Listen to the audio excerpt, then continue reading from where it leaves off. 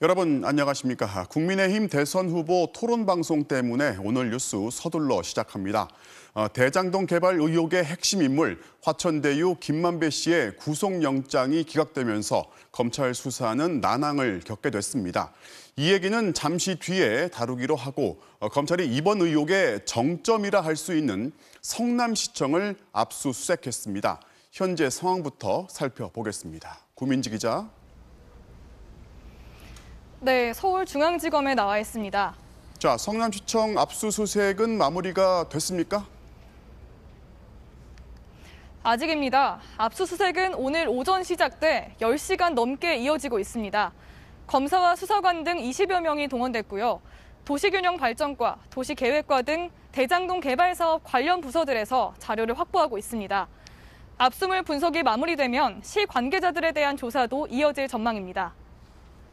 검찰이 이제 성남시청을 강제 수사한다는 거는 어떤 걸 들여다보겠다는 거죠? 네, 대장동 사업을 주도한 성남도시개발공사를 관리 감독하고 또 각종 인허가권을 한 손에 쥔 곳이 바로 성남시입니다. 민간 사업자에게 몰아준 막대한 배당 수익만큼 성남시에겐 손해를 끼쳤다는 배임 혐의, 이 특혜 의혹의 종착지로 꼽혀왔습니다. 성남시의 한 부서에서 작성한 출자 승인 검토 보고 문건에 이재명 당시 시장이 결재한 사실도 드러나 있는데요. 해당 문건의 성격을 포함해 이전 시장의 개입 여부도 수사 대상입니다. 검찰은 오늘 성남시 문화예술과도 압수수색했는데요. 곽상도 의원 아들이 화천대유에서 받은 퇴직금 50억 원, 이게 대가성 있는 뇌물인지 파악하려는 겁니다. 당시 국회 문화체육관광위 소속이던 곽 의원이 대장지구의 유물조사 절차를 단축하는데 편의를 봐줬을 가능성에도 검찰은 주목하고 있습니다. 이와 함께 검찰은 유동규 전 성남도시개발공사 기획본부장이 대장동 사태가 불거지기 전까지 쓰던 휴대전화도 오늘 확보했습니다. 이번 의혹의 또 다른 핵심 인물이죠. 이 남욱 변호사가 곧 한국에 들어온다고 했단 말이죠. 네, 어젯밤 김만배 씨 구속이 좌절되면서 검찰 수사도 차질이 불가피해졌는데요. 자연스럽게 대장동 팀의 또 다른 핵심 인물인 남욱 변호사를 향해 시선이 모이고 있습니다. 남 변호사는 이르면 다음 주 중 귀국할 걸로 보이는데요.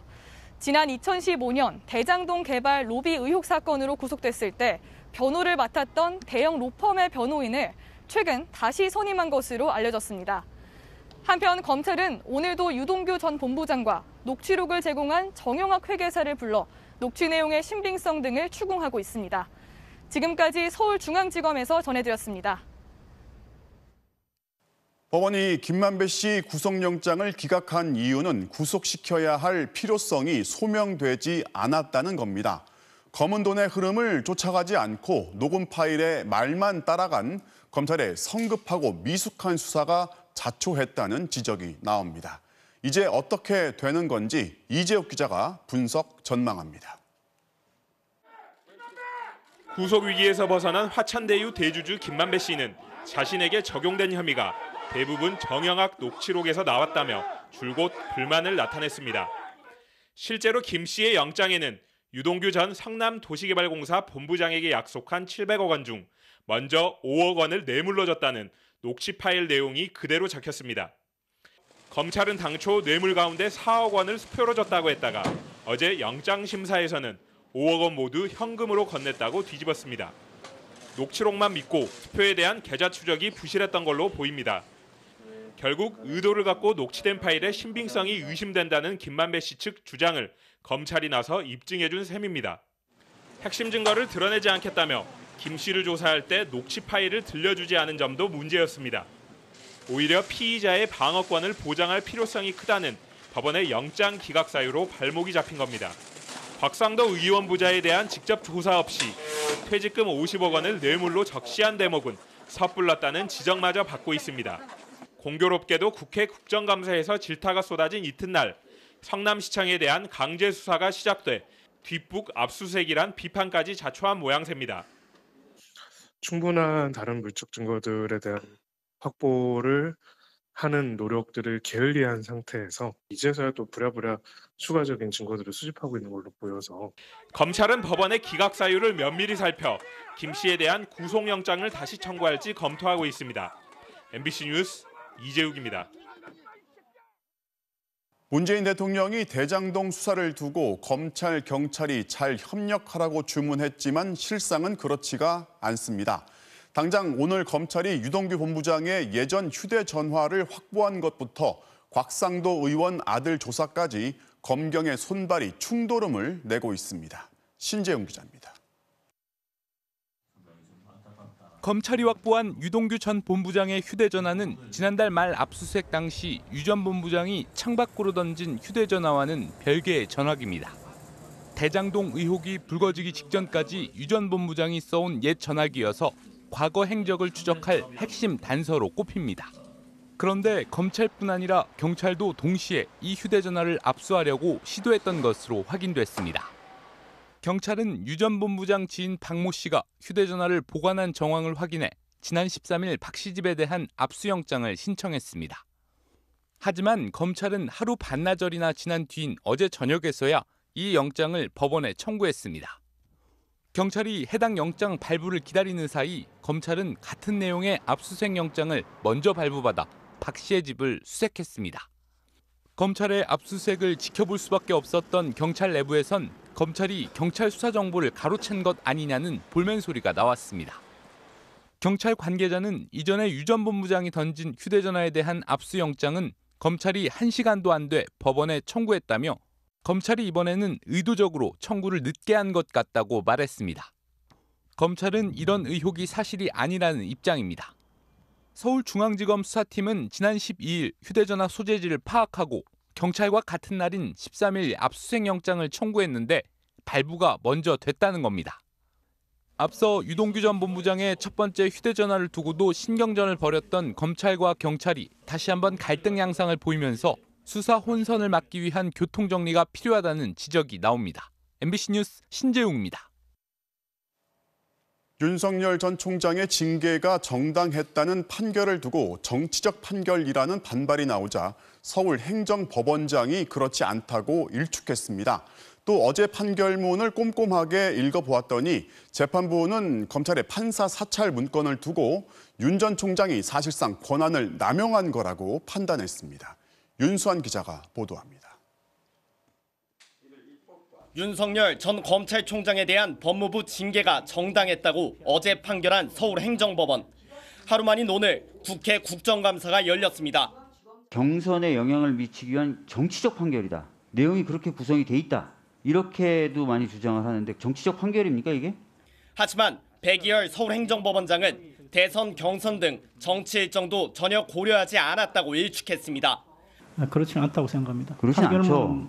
그 자체 글자 그대로 해석하는 게 옳지 않는가 그렇게 생각하고 있습니다. 정치적인 고려를 했으면 어제 선고를 안 했을 것 같습니다.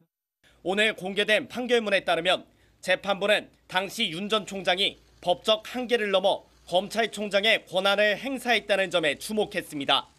특히 판사 사찰 의혹 문건과 관련해 법원은 검찰을 지휘 감독하는 검찰총장이 직권을 행사해 수사정보정책관 등 부하 검사들에게 직무 범위를 벗어난 부당한 지시를 했다고 지적했습니다. 형사적으론 직권을 남용해 하급자가 의무 없는 일을 하도록 만들 때 적용되는 직권남용죄와도 맥이 닿을 수 있습니다. 한 현직 부장판사는 형사처벌에 대한 판단은 죄 구성 요소와 대법 판례를 다시 따져봐야 한다면서도 직권남용에 대한 판단과 완전히 관계없는 판결은 아니라고 설명했습니다. 지난 2월 판사 사찰 의혹을 수사한 서울고검은 판례와 법리를 검토한 끝에 직권남용죄에 해당하지 않는다며 윤 전 총장을 무혐의 처분한 바 있습니다. 하지만 법원의 이번 판결로 이미 고발장을 접수해 놓은 공수처의 경우 검찰과 다른 결론을 내릴 수 있다는 가능성이 제기됩니다. 윤석열 전 총장은 1심 판결에 사실 오인과 법리 오해가 있다며 항소장을 제출했습니다. MBC 뉴스 윤수환입니다. 네, 이번 판결과 김만배 씨 영장 기각을 두고 여야가 여기저기서 충돌했습니다. 이재명 후보는 윤석열 후보를 겨냥해서 친일파가 독립군 행세를 한다 했고 윤석열 후보는 검찰이 이재명 면죄부 수사를 하고 있다고 공격했습니다. 이학수 기자입니다. 윤석열 전 검찰총장 정직 2개월은 정당할 뿐 아니라 너무 가볍다는 법원 판결이 나오자 민주당 이재명 후보가 직접 나섰습니다. 이 후보는 윤 전 총장이 막강한 권한을 사익을 위해 악용하고도 피해자처럼 행동했다며 친일파가 신분을 위장해 독립군 행세를 하는 것에 다름 아니라고 비판했습니다. 본인의 들보는 안 보고 남의 눈에 티를 찾아가지고 침소봉대한 다음에 가혹하게 검찰 권력을 행사했던. 민주당도 윤 전 총장이 검찰을 사유한 사실이 드러나는데도 뻔뻔한 태도로 일관하고 있다며 지금이라도 책임을 인정하라고 몰아붙였습니다. 이런 사람이 야당의 대통령 후보를 하겠다고 하니 참담하기 그지없습니다. 윤석열 후보는 지금이라도 국민께 사죄하고. 윤 전 총장 측은 대장동 물타기 판결 아니냐며 재판부를 문제 삼았습니다. 대장동으로 인한 시선들을 이 재판 결과로 물타기하는 것 아니냐, 이런 주장은 충분히 가능하다고 생각합니다.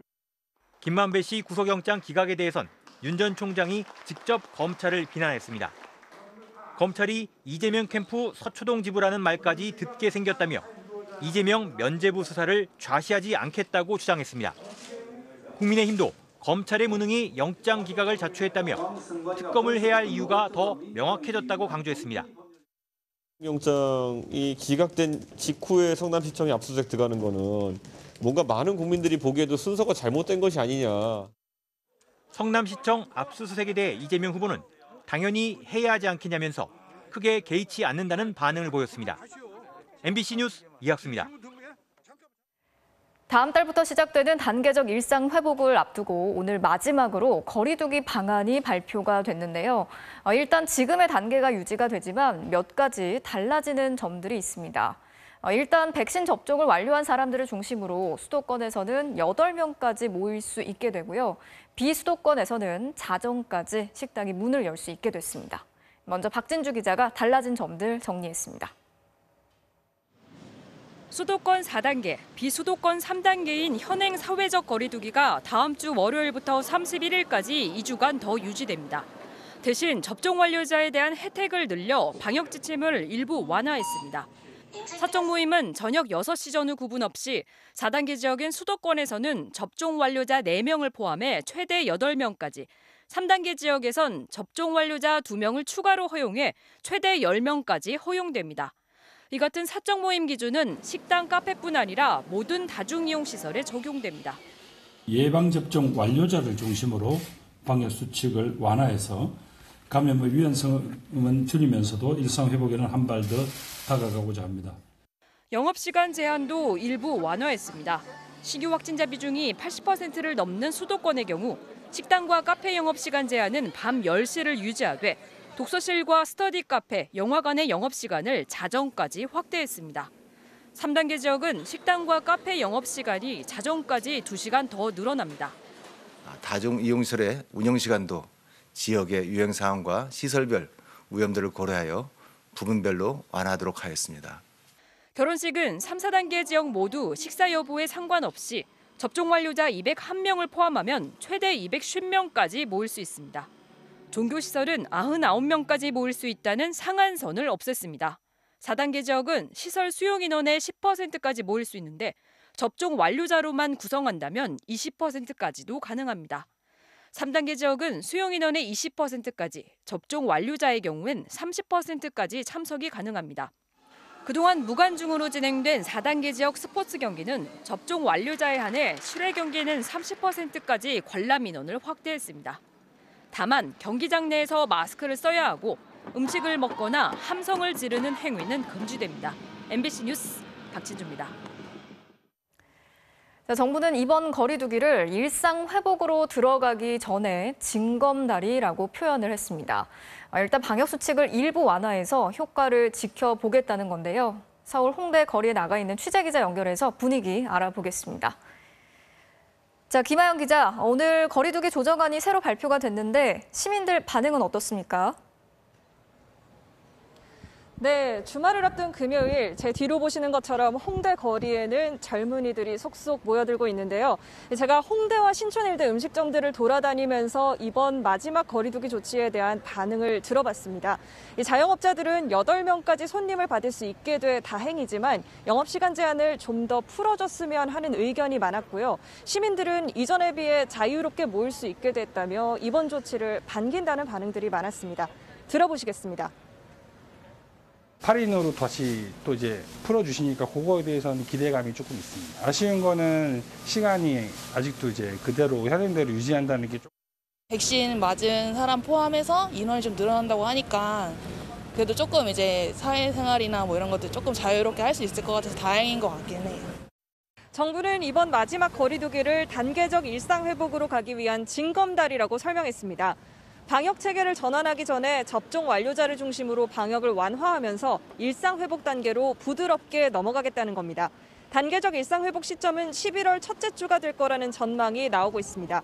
11월 1일부터 시작될 수 있다는 관측도 있습니다.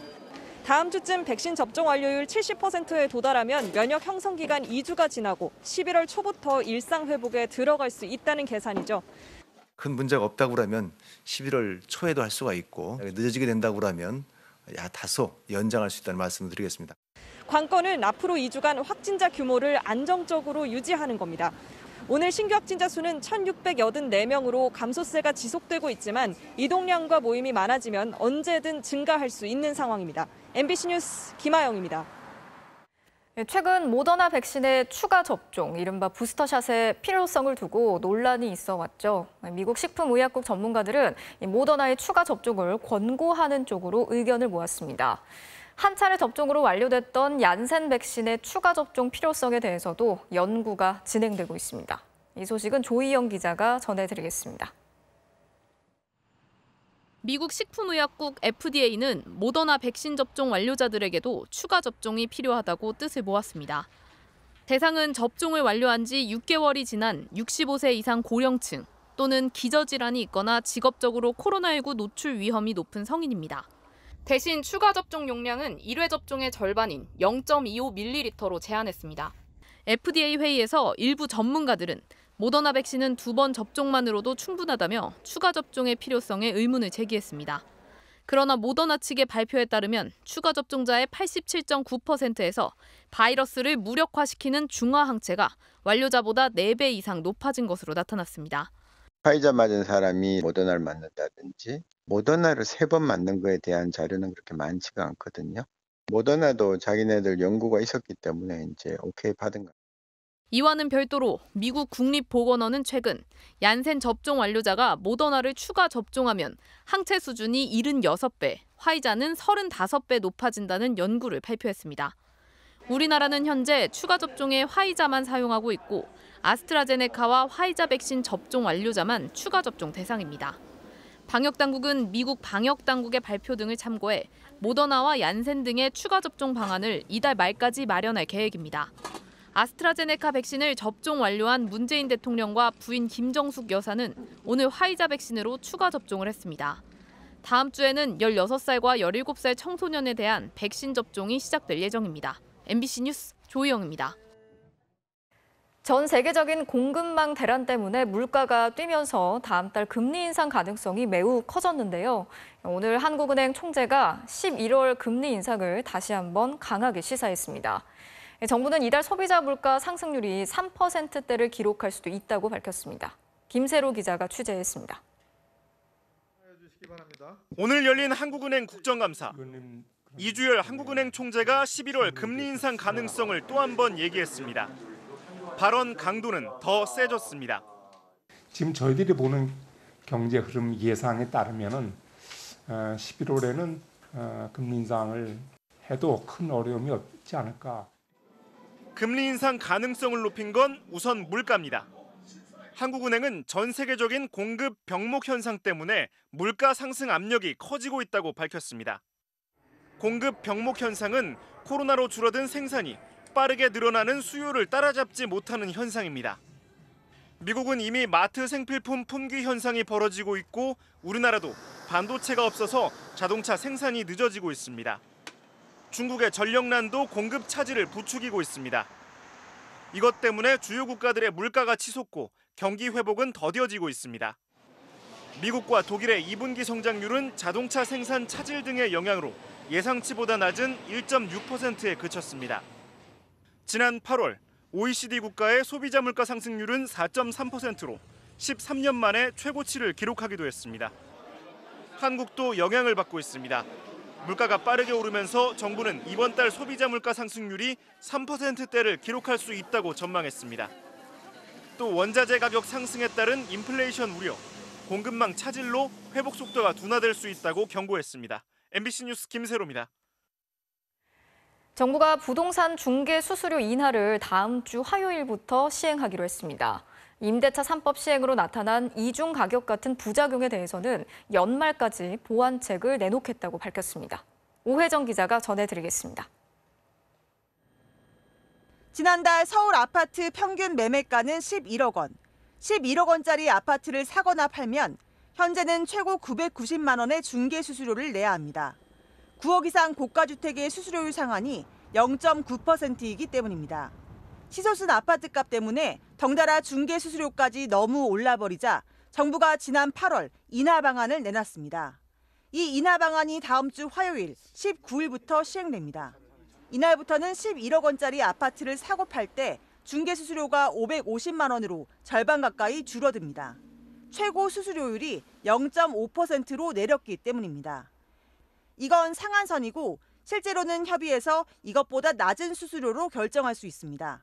정부는 공인중개사가 상한선을 강요하지 못하도록 계약할 때 협의가 가능하다는 걸 반드시 알리도록 의무화하기로 했습니다. 정부는 임대차 3법 시행 이후 나타난 부작용에 대해서도 연말까지 보완책을 내놓기로 했습니다. 워싱턴에서 열린 주요 20개국 재무장관 회의에 참석한 홍남기 부총리는 임대차 3법의 혜택과 효과도 있지만 이중가격 같은 부작용도 있다며 맞춤형 대책이 필요하다고 말했습니다.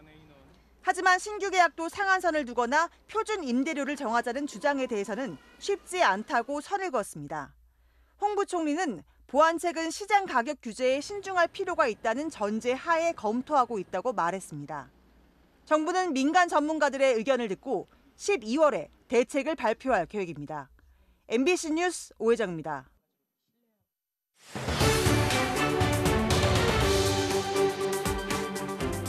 중국에서는 넷플릭스가 접속이 안 되고 특히 한국의 영상물은 정식 수입도 할 수 없습니다.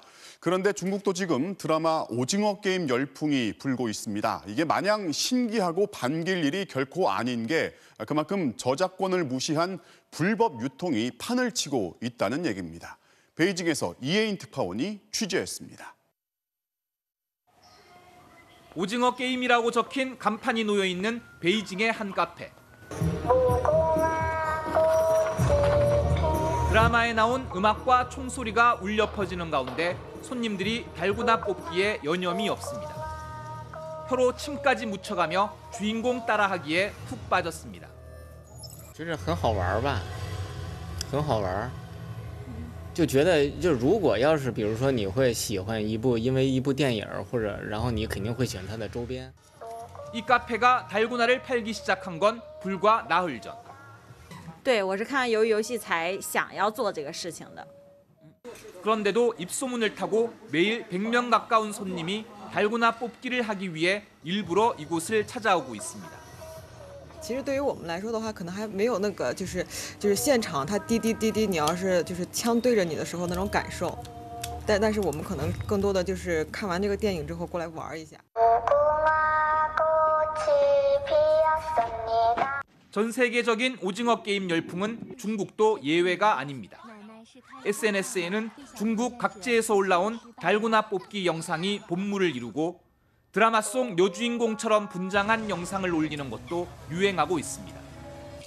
인터넷 쇼핑몰에서는 달고나와 운동복, 가면 등 오징어 게임 소품들이 불티나게 팔리고 있습니다. 오징어 게임을 볼 수 있는 넷플릭스는 중국에서는 접속이 차단돼 있는데 어떻게 이런 인기가 가능할까? 한류 콘텐츠 불법 유통을 감시하고 대응하는 한국저작권 중국사무소. 오징어 게임을 얼마나 쉽게 볼 수 있는지 직접 찾아봤습니다. 바이두라고 한국의 네이버 같은 사이트가 있는데요. 온라인 시청 이런 키워드만 넣어서 검색을 하면 바로 스트리밍 가능한 사이트들이 아주 많이 나와요. 오징어 게임만이 아닙니다. 최근 한국에서 인기 있는 드라마와 예능 프로그램을 검색하자 지난주 방영분까지 바로 뜹니다. 이런 사이트가 100개 정도 됩니다. 이름 뒤에 숫자를 이렇게 추가하는 식으로 교묘히 바꿔서 계속 사이트를 남겨두는 경우가 많더라고요. 2016년 사드 사태 이후 한한령에 따라 한국 콘텐츠 수입이 사실상 금지되자 이런 불법 사이트는 오히려 더 늘었습니다. 재미있는 한류 콘텐츠에 대한 수요는 여전한데 합법적으로 볼 방법은 없기 때문입니다. 지난 5년간 중국에서 적발된 콘텐츠 불법 유통 건수만 8만 5천 건. 오징어 게임을 계기로 중국 내 한류 콘텐츠 불법 유통이 다시 문제가 되자 정부도 한중 FTA를 위반한 부분이 있는지를 검토해 시정 방안을 찾겠다는 입장을 밝혔습니다. 우리 문화 콘텐츠에 대한 저작권 침해를 최대한 예방하고 발생된 침해에 대해서는 신속히 대응하기 위한 활동을 강화해 나갈 계획입니다. 하지만 직접 단속 권한이 없다 보니 중국 당국에 삭제나 시정을 요구하는 것 외에는 사실상 마땅한 방법이 없다는 게 문제입니다. 해외에 서버를 두고 있는 사이트 같은 경우는 중국 정부가 단속할 수가 없는 부분이어서 그런 부분들이 어려운 상황이. 불법 유통을 막는 가장 쉬운 방법은 한한령을 풀어 합법적으로 볼 수 있게 해주는 겁니다. 하지만 아이돌 머리 모양까지 문제 삼으며 체제 내부 단속에 나서고 있는 중국 당국이 5년이나 외면해온 한한령 해제 요구를 받아들일 가능성은 그리 높지 않아 보입니다. 베이징에서 MBC 뉴스 이혜인입니다. 이른바 상위 1%만 가입할 수 있다는 소개팅 앱이 있습니다. 회원 수는 13만 명, 직업이나 소득, 외모가 검증돼야만 가입이 가능하다 보니 가입을 위해서 여러 서류까지 제출합니다. 그런데 최근 이 앱이 해킹을 당해 회원들의 개인정보가 유출되면서 경찰이 수사에 착수했습니다. 김건휘 기자가 취재했습니다. 자격을 갖춘 남녀의 만남. 골드스푼. 회원 수가 13만 명에 달하는 소개팅 어플 골드스푼. 능력 있는 남성들과 아름다운 여성들의 사교 모임을 주선한다고 선전합니다. 이 골드스푼 운영진은 사흘 전 회사 내부 정보망에 사이버 테러 피해가 발생한 것으로 추정된다고 공지했습니다. 그러면서 아이디와 이름, 생년월일, 전화번호, 그리고 회원들이 앱에 제출한 자료 등이 피해를 입었다고 덧붙였습니다.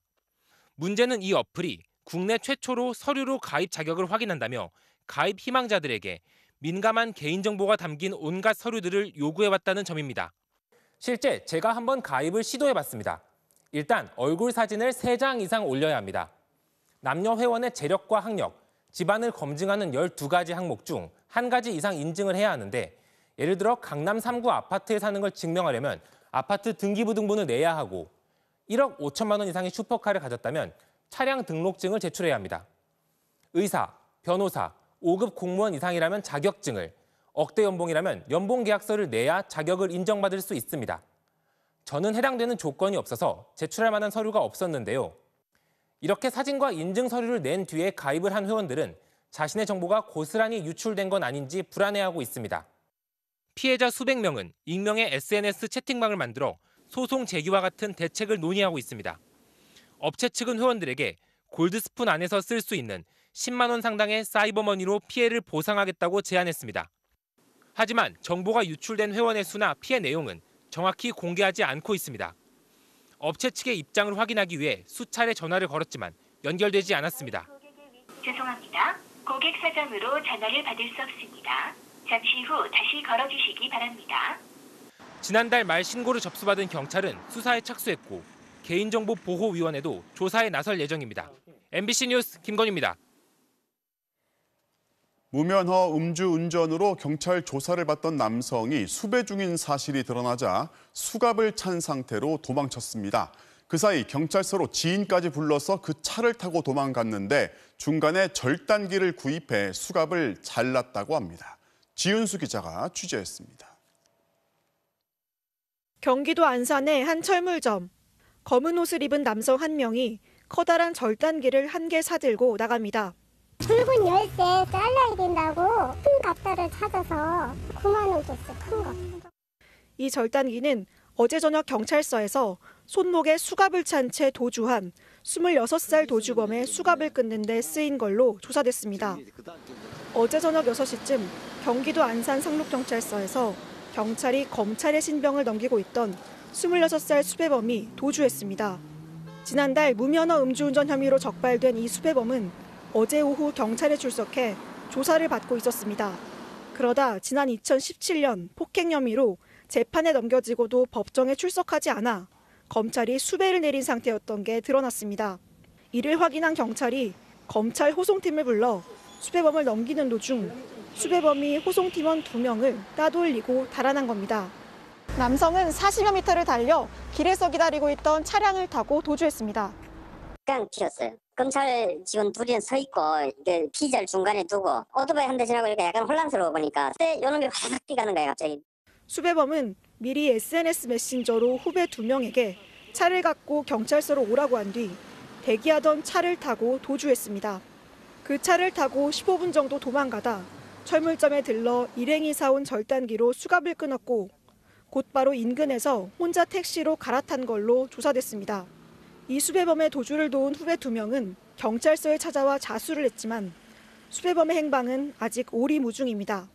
경찰은 이 남성을 태운 택시기사를 확인했고 CCTV 등을 추적하며 수배범을 쫓고 있습니다. MBC 뉴스 지윤수입니다. 윤석열 전 총장의 부인 김건희 씨의 논문 표절 의혹을 두고 국민대 교수들이 투표를 벌인 끝에 어떠한 입장도 내지 않기로 결정한 걸 두고 논란이 일고 있습니다. 절반 이상의 교수가 재조사에 동의했지만 3분의 2가 찬성할 사안이란 이유로 부결된 건데요. 일부 교수와 동문이 반발하고 있습니다. 고재민 기자입니다. 윤석열 전 검찰총장의 부인 김건희 씨의 국민대학교 박사학위 논문 논란. 국민대학교 교수회는 이 사안에 대해 지난 5일부터 총투표를 실시한 결과 의견을 내지 않기로 최종 결론 내렸습니다. 투표에는 교수회 소속 3분의 2 이상이 참여했고 그중 과반이 넘는 53.2%가 논문 재조사에 대해 적극 대응해야 한다고 했지만 안건은 폐기됐습니다. 교수회 회장단이 투표 도중 이 사안에 대해선 3분의 2 이상의 동의를 받아야 한다고 결정했기 때문입니다. 교수회장님이 교수회 규정을 잘 보니까 이 사안의 경우는 그 의결 정족수가 3분의 2여야 된다. 아주 중대하고 이례적인 사안이라고 얘기한 거죠. 그 결과 학문 윤리에 대한 문제인 만큼 적극 대응해야 한다는 교수들 과반 이상의 의견이 받아들여지지 않은 겁니다. 일부 교수들은 회장단이 사실상 의결이 어려운 득표율을 요구했다며 즉각 반발했습니다.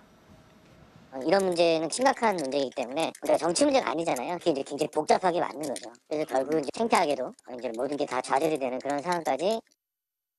국민대 동문 비대위도 교수회가 마땅한 책무를 갖은 꼼수를 부려가며 회피했다고 비판했습니다. 이에 대해 홍성걸 국민대 교수회장은 교수회 측의 중대한 건은 3분의 2 동의를 받도록 하고 있다며 회칙에 따른 결정으로 교수들의 이의가 없었다고 주장했습니다. 다만 학교 측에 교수회가 이 사안을 엄중하게 보고 있다는 의견을 전달하겠다고 했습니다. 교수들과 달리 학생들은 김건희 씨 논문 부정 의혹에 목소리를 낼 예정입니다. 총학생회는 지난주 총투표에서 95%에 달하는 찬성을 얻어 재조사를 촉구하는 대응에 나서기로 했습니다. MBC 뉴스 고재민입니다. 집이 없는 고령의 국가 유공자를 위해 한국보훈복지공단이 운영하는 아파트가 있습니다. 정부가 입주민의 전기, 수도, 난방비까지 지원해주고 있는데 실제로는 입주민한테 이 공과금을 따로 받아온 사실이 드러났습니다. 누가 챙겼는지 모르게 사라진 돈이 수십억 원이라고 하는데요. 임상재 기자가 취재했습니다. 1973년 베트남에 파병됐던 70대 김모 씨. 고엽제 후유증으로 당뇨 같은 지병이 있는 김 씨는 6년 전 보훈복지타운에 입주했습니다. 이곳은 국가유공자에게 저렴한 식사와 돌봄 서비스도 제공합니다. 입주 당시 전기와 수도, 난방비만 내면 된다는 안내를 받았습니다. 원룸은 한 8만 원, 품은 14만 원에서 15만 원. 들어와서 보니까 봄이나 여름이나 똑같이 받았어요. 이곳 보은복지타운 아파트는 국가유공자와 가족 약 450세대가 살 수 있도록 지난 1996년 지어졌습니다. 한국보훈복지의료공단이 매년 복권기금 20억 원을 운영비로 지원받습니다. 그런데 작년 기금 사용 계획서를 보니 인건비로 12억 3천만 원, 급식비 등 각종 운영비 2억 6천여만 원, 여기에 전기 수도와 연료 유지비 4억 9천여만 원이 눈에 띕니다.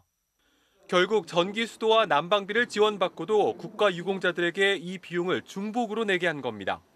아파트 측은 복권기금으로는 식당과 목욕탕, 경로당 등 공용시설 공과금을 냈다고 해명했습니다. 여기 그 공용부라든가 그런 그 전기세라든가 물세 이런 거는 하나 안 나요. 세대에서만 쓰는 것만 내는 거예요. 모자라요.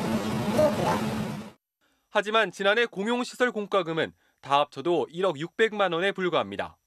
5억 원 중 4억 원 가까이가 사라진 겁니다. 복권기금 담당자가 문제점을 법률 검토까지 해서 보고를 했는데 그게 묵살당하고 감독자한테 담당자가 스트레스를 많이 받았던가 봐요. 입주민들은 이 사실을 전혀 모른 채 지난해 4억 4천만 원, 최근 8년간 31억여 원을 공과금으로 내왔습니다. 약 4억 원을 어디에 사용했는지도 지금 알 수 없는 상황인데요. 감사원 감사를 통해서 보훈공단 전체 운영 실태에 대한 철저한 조사가 이루어져야 할 것입니다. 보훈복지의료공단은 횡령은 없었다면서 다른 명목으로 지출했다고 해명했습니다. 원칙은 다른 건들 운영비나 이런 내용들로 더 정산을 했어야 되는데 다른 부분에 썼다는 거예요? 네, 어떻게 보면 관리비를 더 많이 정산한 거죠. 기금을 편성한 기획재정부와 상급단체인 국가보훈처가 서로 책임을 떠넘기는 가운데 감사원과 경찰이 조사에 착수했습니다. MBC 뉴스 임상재입니다. 민주당 이재명 대선 후보가 선출 이후 처음으로 의원총회에 참석해서 정권 재창출을 위한 단합을 강조했습니다. 송영길 대표도 이낙연 전 대표의 지지자들을 일베에 비유한 걸 사과하면서 경선 후유증 수습에 나섰습니다. 최경재 기자가 전해드리겠습니다. 박수와 환호 속에 의원총회장에 입장한 이재명 후보. 지도부와 함께 꽃다발을 들어올린 이 후보는 민주당은 원팀의 전통을 갖고 있고 갈등을 에너지로 만들 것이라며 당의 결집을 호소했습니다. 특히 이낙연 전 대표와의 통화 사실을 공개하며 경쟁자를 한껏 치켜 세웠습니다. 만남을 갖고 앞으로 어떻게 할 것인지를 의논하자는 말씀을 해주셨습니다. 품격과 그 품넓음에 진심으로 감동했습니다.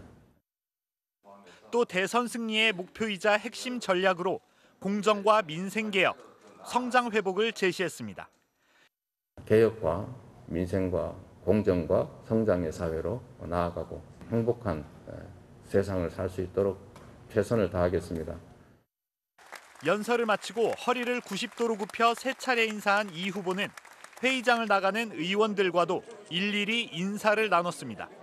특히 경쟁자였던 박용진 의원, 또 자신의 구속 가능성까지 언급했던 이 전 대표 측 30 의원과는 포옹했습니다. 의정 경험이 없는 이 후보가 당내 의원들과 접촉면을 넓히면서 경선 후유증도 조속히 수습하려는 행보로 풀이됩니다. 송영길 대표도 이 전 대표 측 일부 지지자들을 일베로 비유한 것을 공개 사과했습니다. 부적절한 비유와 표현이 있었습니다. 심려를 끼쳐드린 점, 또 상처를 받으신 분들에게 깊은 사과의 말씀을 드립니다. 이 전 대표는 별다른 반응을 보이지 않은 가운데 제가 부족해 지지자들의 뜻을 이루지 못했다는 메시지만 내놨습니다. 이재명 후보는 주말 사이 공개 일정을 자제하고 다음 주 초 대장동 공방이 절정에 달할 경기도 국정감사 준비에 전념할 계획입니다. 국감이 끝나면 문재인 대통령과 만남을 갖고 선대위 출범에도 속도를 낸다는 계획입니다. MBC 뉴스 최경재입니다. 잠시 후 MBC에서 국민의힘 대권주자 4명이 처음으로 1대1 맞수 토론을 벌이는데요. 오늘 대진표는 윤석열, 홍준표, 유승민, 원희룡 후보 간의 맞대결입니다. 정신머리부터 바꿔야 한다는 발언으로 논란이 된 윤석열 후보와 이에 발끈한 홍준표 후보의 토론에 관심이 쏠리고 있습니다. 신수아 기자가 전해드리겠습니다. 국민의힘 대권주자 4명이 잠시 뒤 MBC에서 진행되는 맞수 토론에서 처음으로 1대1 토론을 벌입니다. 윤석열 대 홍준표, 유승민 대 원희룡의 1대1 토론인데 특히 홍준표 대 윤석열 두 후보의 맞대결에 관심이 쏠리고 있습니다. 앞서 홍 후보는 정신머리부터 바꾸지 않으면 당은 없어지는 게 낫다는 윤 후보의 발언에 발끈하며 토론에서의 치열한 공세를 예고한 바 있습니다. 그냥 철이 없어 그러려니 했는데 이거는 오만방자하기 이럴 데가 없지. 내일 내 1대1 토론할 때 그냥 안 둘 거야.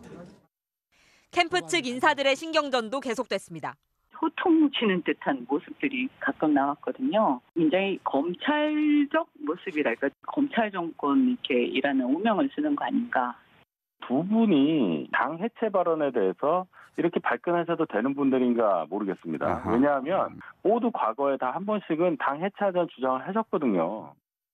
최종 후보 선출 시 50%가 반영되는 여론조사 문구를 둘러싼 신경전도 시작됐습니다. 오늘 각 캠프 측 인사들과 첫 회의가 열렸는데 일단 다음 주엔 구체적인 문구를 확정할 방침입니다.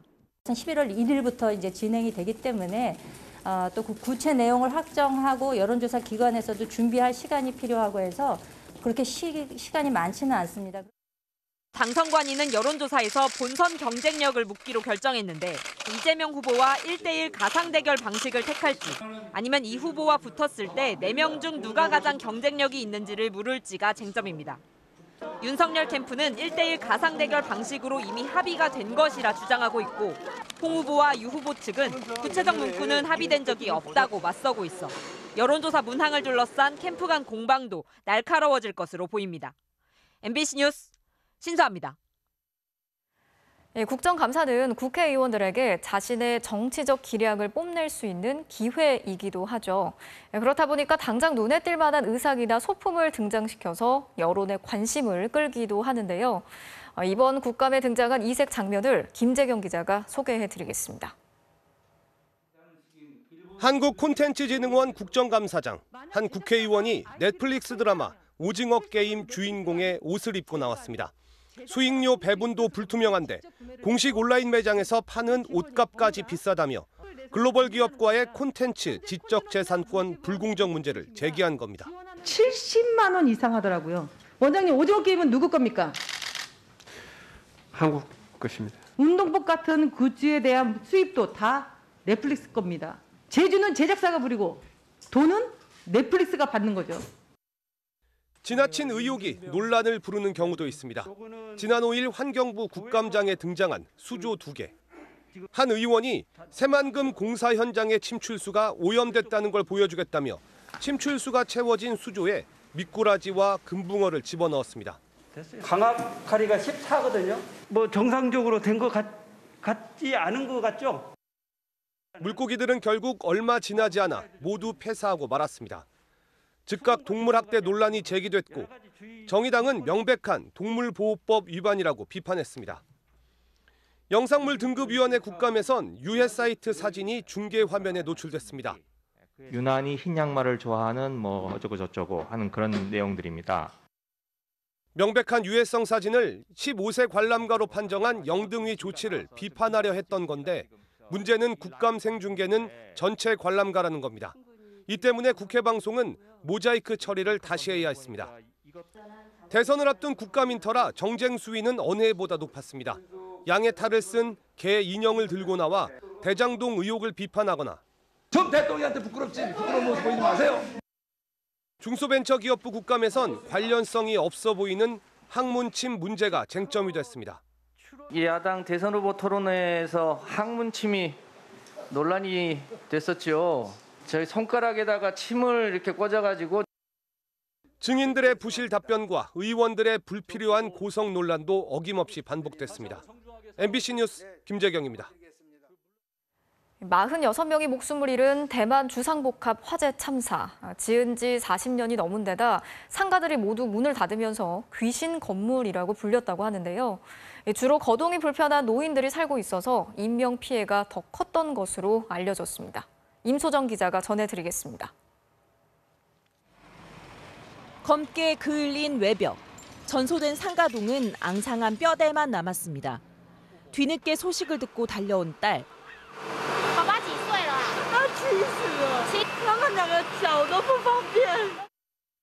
무사히 구조되기만을 바랐던 노부모는 결국 주검으로 돌아왔습니다.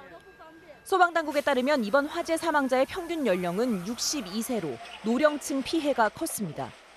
불이 난 건물은 지은 지 40년이 넘어 노후된 데다 치안마저 불안해 주거비가 한 달 8만 4천 원가량으로 저렴했습니다. 때문에 주로 독거노인이나 장애인 등 취약계층이 거주했던 것으로 알려졌습니다.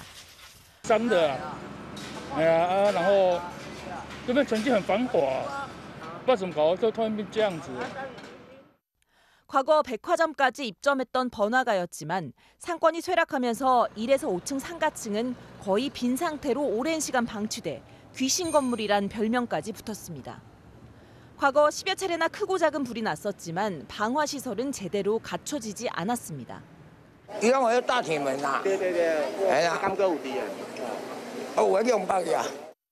소방당국은 건축자재 대부분이 인화성 물질이어서 불길이 빨리 번졌고 공용 공간에 잡동사니가 많아 구조에 어려움을 겪었다고 밝혔습니다.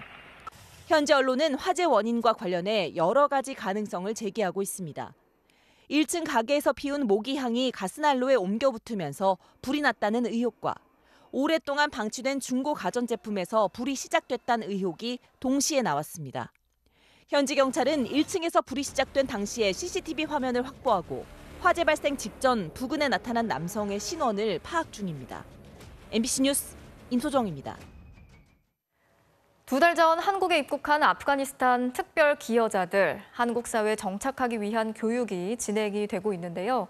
우리말뿐 아니라 각종 시민 교육, 또 태권도를 통해서 자연스럽게 한국 문화까지 익히면서 차근차근 미래를 위한 준비를 하고 있습니다. 이채영 기자가 다녀왔습니다. 충북 진천 인재개발원 야외운동장. 화창한 가을 날씨 속에 하얀 도복을 입은 아프간 자녀들이 구령에 맞춰 발차기 연습에 한창입니다. 일주일 3번 열리는 태권도 수업은 신청자가 100명 넘게 몰려 한 개였던 반이 3개로 늘어날 정도로 인기입니다. 기초 체력을 기르기 위해 시범 도입됐지만 이제는 아이들이 가장 손꼽아 기다리는 야외 정규 수업이 됐습니다. بله تکواندو یک بازی بسیار خوب است در افغانستان این بازی بود ولی امکانات و وقتش برای دختران نبود و من خوشحال هستم که در اینجا امکاناتش است تا من بتوانم بازی که خوش دارم و پیش ببرم. 책상, 학교, 교실, 배고프다. 하얀 종이에는 한글이 빼곡합니다. 한국어를 배운 지 3주가량 깔끔한 글씨체로 꾹꾹 눌러 쓰며 공부했습니다. در قدم نخست ما میخوایم که اول لسان زبان کوریایی را بگیرم و بعد از این به درس خود ادامه بدم. بعد از اینکه تحصیلم خلاص شد میخوایم که در آینده یک دکتر خوب شوم و در کوریا ایفای وظیفه کنم. تشکر. 한글 자음과 모음을 모두 익히고 인사말까지 가능한 성인들은 간단한 의사소통을 위해 하루 2시간씩 한국어 기초 수업을 듣고 있습니다. 100시간으로 구성된 이 1단계를 이수하게 되면 숫자와 시간을 표현할 수 있고 본인의 아픈 부위를 설명할 수 있게 됩니다. 은행 계좌 개설을 비롯해 분리수거와 화재 예방 같은 일상 속 기초 질서와 문화도 배웁니다. 한국의 금융 정책, 또 소비자 정책, 또 양성평등 교육 뭐 이런 거를 한국이랑 문화 차이가 있는 거를 중점적으로 곧 5년 이상 거주와 취업이 자유로운 F2 비자를 받는 아프간 기여자들은 이달 말 다른 지역으로 이동해 4개월간 교육과 취업 지원을 받게 됩니다. MBC 뉴스 이채연입니다. 금요일 밤 스포츠 뉴스입니다. 정부의 방역 지침 완화에 따라 다음 주부터 수도권 프로스포츠 경기장에도 백신 접종 완료자에 한해 관중 입장이 허용됩니다. 프로야구와 축구처럼 실외 경기장은 수용 인원의 30%, 프로농구와 프로배구 등 실내의 경우엔 20%까지인데요. 직관을 기다려온 팬들의 갈증도 조금은 해소될 걸로 보입니다. 일단 백신 접종을 완료해야 하고요. 티켓은 인터넷을 통해서만 예매할 수 있습니다. 경기장에선 마스크를 착용해야 하고 관중석에서 음식을 먹는 것도 안 된다고 하네요. 빠르면 다음 주 화요일 프로야구 잠실 LG 키움전부터 관중 입장이 시작되는데요.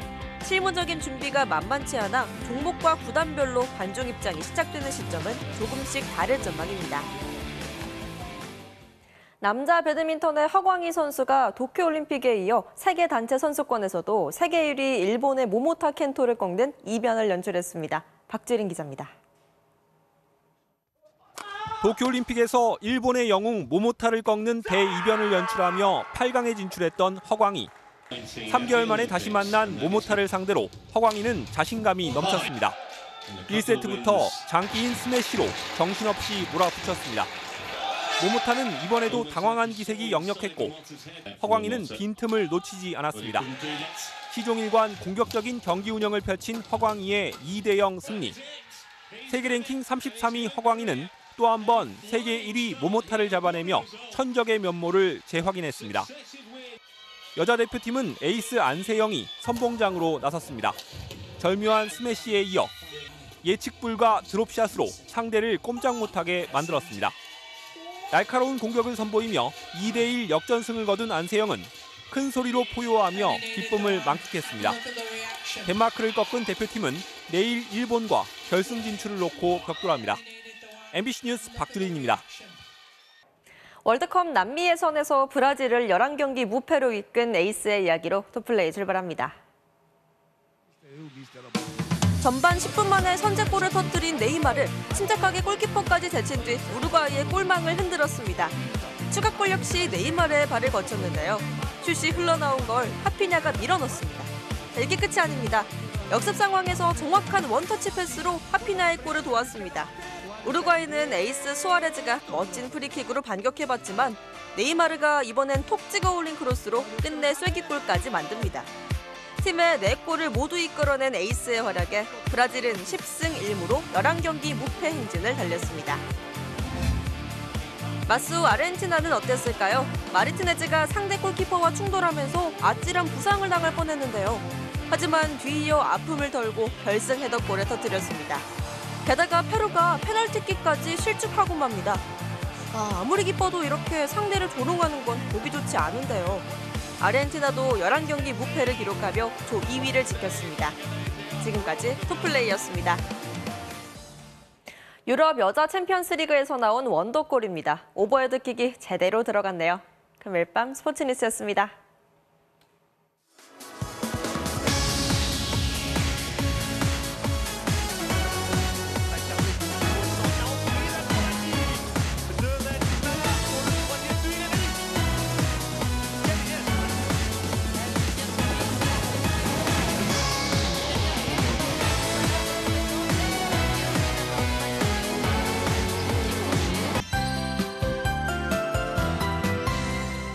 이제부터라도 주말 동안의 추위와 강풍 대비를 단단히 해두셔야겠습니다. 내일은 비가 그친 뒤 낮부터 찬바람이 무척 강해지겠고요. 일요일에는 순식간에 가을 한파가 찾아오겠습니다. 찬 공기가 기온을 큰 폭으로 끌어내리면서 내일은 낮에도 아침 기온과 겨우 1도 차이가 날 정도로 춥겠고요. 특히 일요일 아침 서울의 수온주는 1도까지 급격히 낮아지겠습니다. 이 찬바람 때문에 실제 몸으로 느끼는 추위는 이보다 더하겠고요. 내륙 산지에서는 올가을 들어 처음으로 영하로 뚝 떨어질 전망입니다. 이렇게 날이 추워지기 전까지는 비가 내리겠습니다. 현재 충청도와 남부 내륙을 중심으로 폭넓게 비구름이 퍼져 있고요. 비의 강도는 5mm 안팎으로 약한 편입니다. 이 바람은 오늘 밤 서해 도서지방부터 강해지겠고요. 내일 낮 동안에는 일제히 서해안 지방에서 강풍특보가 내려질 전망입니다. 하늘은 오후부터 점차 맑아지겠습니다. 아침 최저기온은 서울 11도, 안동 14도 등으로 오늘보다 6도가량 낮아지겠고요. 낮 최고 기온은 서울 12도, 광주 16도에 머물겠습니다. 기온이 오른다고 해도 여전히 아침 기온은 10도를 밑돌며 쌀쌀하겠고 다음 주 화요일에는 또 한 차례 가을비가 지나겠습니다. 날씨였습니다. 10월 15일 금요일에 보내드린 뉴스데스크 마치겠습니다. 오늘도 함께해 주신 여러분 고맙습니다.